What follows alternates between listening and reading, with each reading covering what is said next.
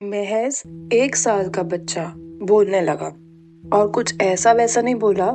एक adult deep voice में कहा, मुझे पता है कि उनके साथ क्या हुआ था। मैं यही बताने वापस आया हूँ। अब वो उसने क्या बताना था उससे पहले जानिए कि हुआ क्या था।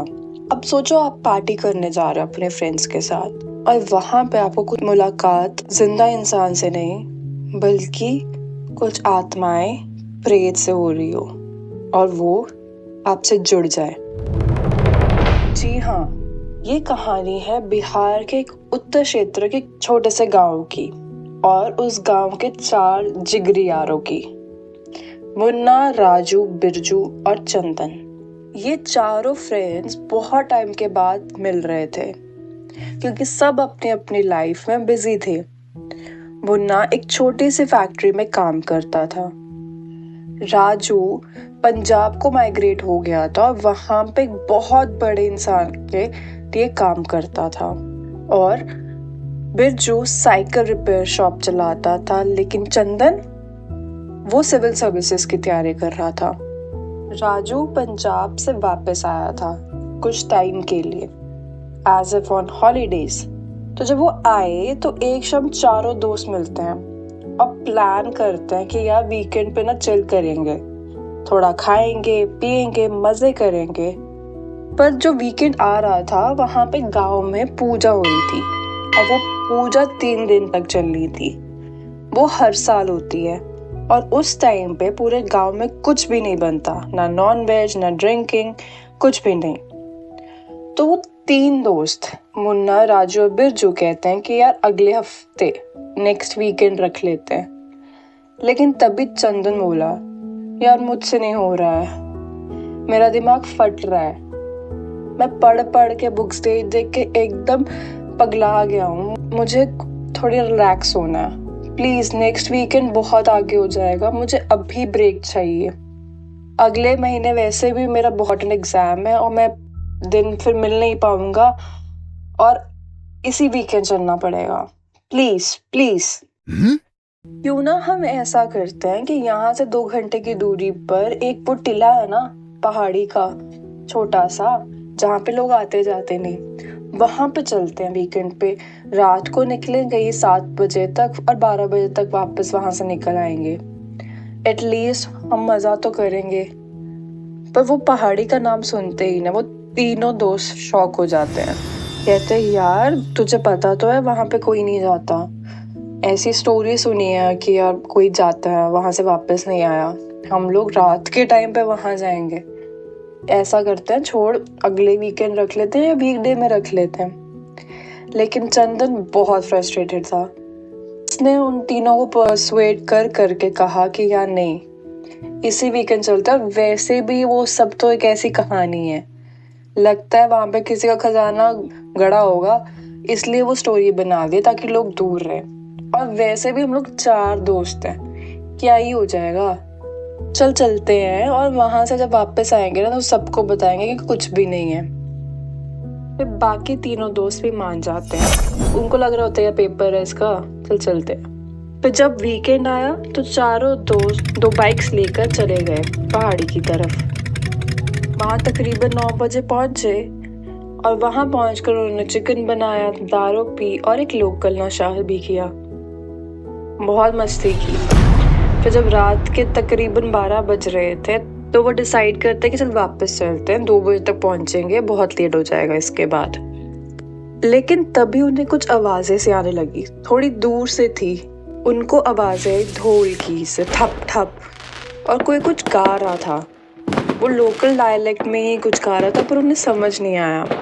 वो लोग क्यूरियस हो गए और उन आवाजों का पीछा करने लगे। वो जाकर देखते हैं कि उस पहाड़ी के पीछे जो घाटी है ना, वहां पे कुछ 7-8 औरतें थी, लेकिन अलग अलग उम्र की, सफेद कपड़ों में कुछ गा रही थी, ढोल पर नाच रहे थे, जैसे कोई रिचुअल चल रहा हो।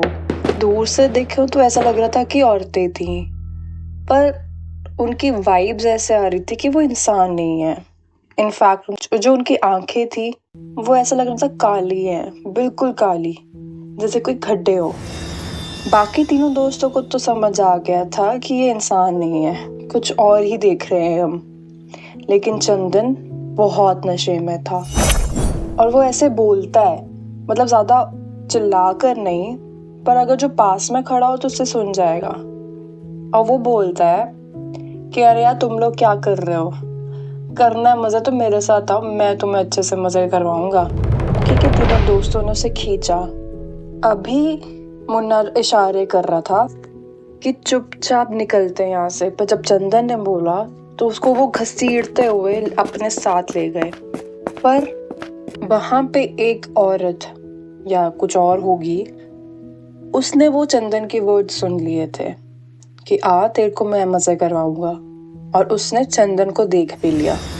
वो चारों दोस्त भागते हैं और जब वो वापस आते हैं गांव में तो डिसाइड करते हैं कि इस बात को हम किसी को नहीं कहेंगे, और सब अपने अपने घर चले जाते हैं। अगले दिन तीनों दोस्त मिलते हैं। चंदन नहीं आया था, उन्हें लगा कि यार शायद पढ़ रहा होगा, पेपर है तो छोड़। पर फिर वीकेंड आया। राजू को वापस मंडे को अपने पंजाब वापस जाना था काम के लिए, तो उसने सोचा कि सभी दोस्तों से मिलता हूँ। वो सबसे पहले चंदन के घर गया। चंदन की माँ ने दरवाजा खोला और मेरा बेटा तो अंदर कमरे से बाहर ही निकलता, लगता है कुछ ज्यादा ही पढ़ाई कर रहा है। तो राजू उसके रूम में गया, पर जब उसने देखा कि चंदन पढ़ाई ही नहीं बल्कि एक कोने में दुब के बैठा हुआ है और आंखों में इतना डर, उसने कहा कि वो जो लड़की थी ना जो हमने वहां देखी थी घाटी में, वो मेरे सपने में आती है, मुझे हर जगह दिखती है। वो कह रही है कि मैं तुम्हारे साथ रहूंगी, मुझे बहुत डर लग रहा है। राजू थोड़ा घबराया, पर उसने कहा कि यार बस कर, मेरा परेशान हो रहा है एग्जाम की वजह से, शायद वो नशा ज्यादा हो गया होगा, तो डर मत, चल कर। लेकिन फिर राजू ने ये चीज अपने बाकी दोस्तों को बताई। बिरजू थोड़ा परेशान हुआ, पर समझा कि उन सबके तीनों के साथ तो ऐसा कुछ हो नहीं रहा है, तो शायद चंदन ऐसे घबरा रहा होगा।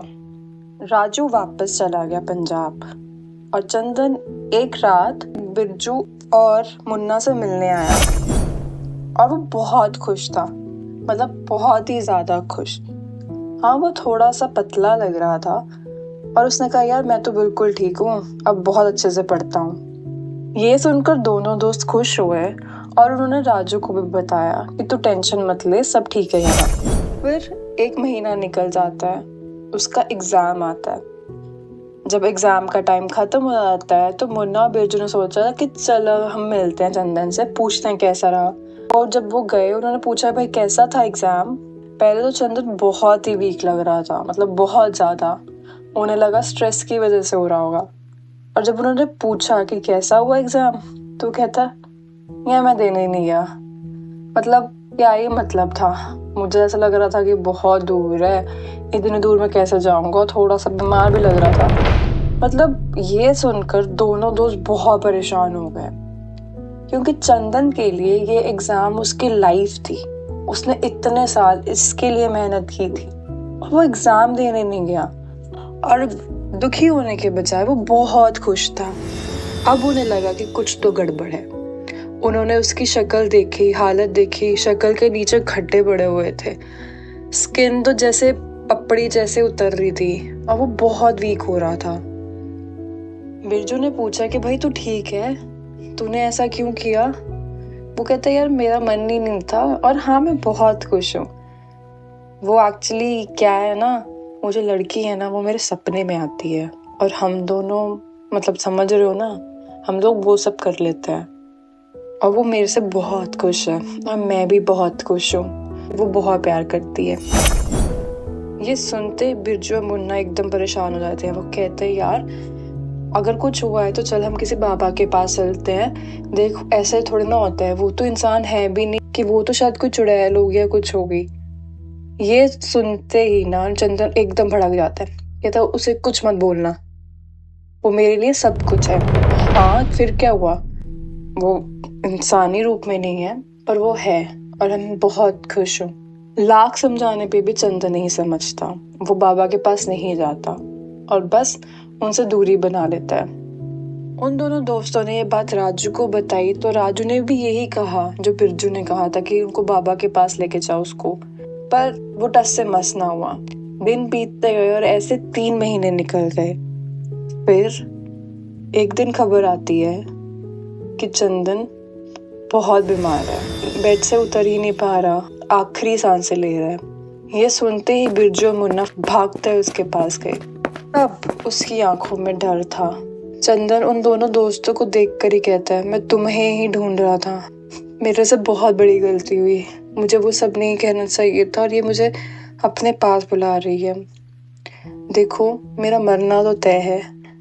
इसमें तभी वो बोलता है मुन्ना, अरे यार क्या बोल रहा, कहता नहीं कोई ठीक नहीं कर पाया, इतने डॉक्टर्स को दिखाया किसी को समझ नहीं आ रहा, पर मुझे पता है वो मुझे अपने पास बुला रही है। पर मैं ना ये जानना चाहता हूँ कि उन औरतें वो कौन थी, वो क्या कर रही थी, मुझे उसका पता करना है, मुझे उसका पता करना है। और ये बोलते बोलते ही चंदन ने दम तोड़ दिया। बहुत मायूसी छाई उस गांव में। राजू भी वापस आया और तीनों दोस्त बहुत रोने लगे और कहने लगे कि शायद हमारी ही गलती थी, हमने क्यों माना जाने से। जब भोग होता है ना चंदन का, उन्हें न्यूज़ मिली कि वहीं गांव के किसी घर में महज सिर्फ 1 साल का बच्चा वो बोल रहा है और बहुत ही गहरी बड़े मर्द की आवाज़ हो। तो जब ये खबर मिली तो सब गांव वाले उधर भागते हैं उस घर की तरफ। ये तीनों दोस्त भी वहां पहुंचे। जब वो पहुंचते हैं और देखते हैं कि वो सच में बोल रहा था और इन तीनों का नाम ही ले रहा था। वो बोलता है कि बिरजू, मुन्ना, राजू, मुझे पता चल गया। सोचो महज 1 साल का बच्चा, वो किसी को नहीं जानता, वो तीनों का नाम दे रहा था और उसकी आवाज़ चंदन जैसी थी। वो कहता है मुझे पता चला कि वो कौन थी, वो औरतें कौन हैं, वो हमारे समाज की सताई हुई औरतें हैं। किसी के बच्चों ने उन्हें बाहर निकाल दिया, जला दिया, मार दिया। और जो लड़की मेरे साथ आई थी वो तो नई नवेली दुल्हन थी। उसी दिन उसकी शादी थी और रात को वो अपने ससुराल जा रही थी, लेकिन दहेज कम होने की वजह से उसके इन-लॉज ने उसे ही मार दिया और वो तब से वही है। ये दहेज वाली बात जब पता चली तो सबको पता था कौन था, पर कोई कुछ कर नहीं सकता था। वो कहता अब मुझे पता चल गया और अब मैं जाता हूँ। ये कहते ही उस बच्चे की आवाज़ बिल्कुल नॉर्मल हो गई और वो जब चला गया उसके बाद कभी कुछ नहीं हुआ, उस बच्चे के साथ नहीं, उस गांव में नहीं। के बाद कभी भी कोई वापस उधर नहीं गया, उस पहाड़ी की तरफ। रात के समय सुबह तो बिल्कुल भी नहीं गया। और इससे ये भी पता चला कि गांव में कितना बुरा हो रहा है लड़कियों के साथ, औरतों के साथ। फिर वहाँ के मुखिया ने शादी सिर्फ सिंपल और डावरी ना लेने का वादा किया, पर ये सब कहने की बातें हैं। शायद वो चीज़ें अभी भी चल रही हैं, क्योंकि अभी तो बहुत दूर से आवाज़ आती है ढोल की, थाप थाप की। ऐसे ही होता है जब हम किसी को बहुत परेशान करते हैं और कभी घमंड कर लेने लग जाते हैं, और जब घमंड टूटता है तो हम कहीं के नहीं रहते। एक ऐसी काला जादू की कहानी है जो एक योगा ट्रेनर ने एक बहुत घमंडी इन्फ्लुएंसर के साथ किया। वो सही गलत दोनों ही थे। पूरी स्टोरी जानने के लिए देखिए ये वीडियो।